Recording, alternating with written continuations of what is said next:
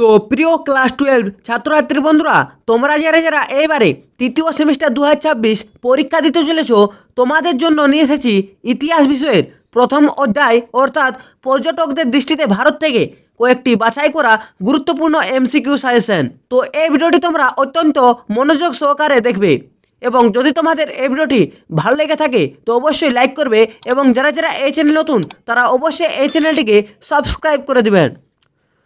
তো দেখো, প্রথম প্রশ্ন আছে অল বিরুনি জন্মগ্রহণ করেন। এখানে উত্তর যাবে অপশান ক অর্থাৎ 973 খ্রিস্টাব্দে।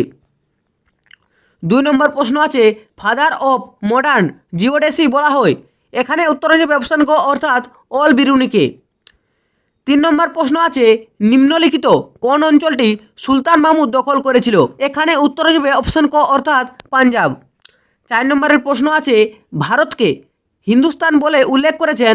এইখানে উত্তর যাবে অপশান খ অর্থাৎ তুর্কিরা।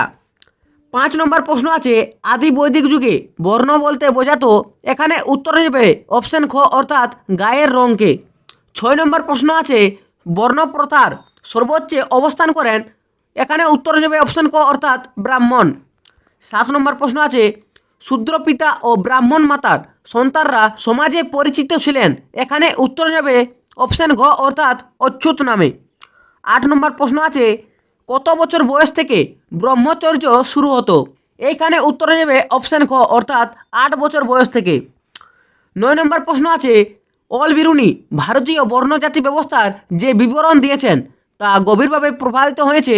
এখানে উত্তর যাবে অপশান খ অর্থাৎ সংস্কৃত সাহিত্যের দ্বারা। 10 নম্বর প্রশ্ন আছে মৃতদেহকে অগ্নিতে দগ্ধ করার বিধান দেন। এখানে উত্তর হবে অপশান খ অর্থাৎ বাসুদেব নারায়ণ।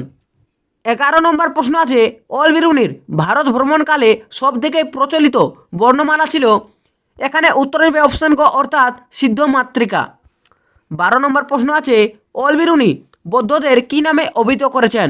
এখানে উত্তর হবে অপশান ক অর্থাৎ সমনীয়। 13 নম্বর কী প্রশ্ন আছে অল বিরুনির মৃত্যু হয়। এখানে উত্তর হবে অপশান ক অর্থাৎ 1048 খ্রিস্টাব্দে। 14 নম্বর প্রশ্ন আছে মার্কো পোলো জন্মেছিলেন। এখানে উত্তর হবে অপশান খ অর্থাৎ ইটালির ভেনিস শহরে। মার্কো পোলো কতবার ভারত সফর করেন। এখানে উত্তর হবে অপশান খ অর্থাৎ 2 বার। 16 নম্বর প্রশ্ন আছে মাবার শব্দটি হলো। এখানে উত্তর হবে এটি একটি আরবি শব্দ অর্থাৎ অপশান ঘ। 17 নম্বর প্রশ্ন আছে মার্কো পোলোর মতে ভারতীয়দের প্রধান আমদানি পণ্য কী ছিল। এখানে উত্তর হবে অপশান গ অর্থাৎ আরবি ঘোড়া। 18 নম্বর প্রশ্ন আছে কোন জায়গার লাল মাটি গলা জল রোগ ব্যাধি নির্মূল করার জন্য উপযোগী বলে মার্কো পোলো লিখেছেন। উত্তর অপশান ক অর্থাৎ সান্থম।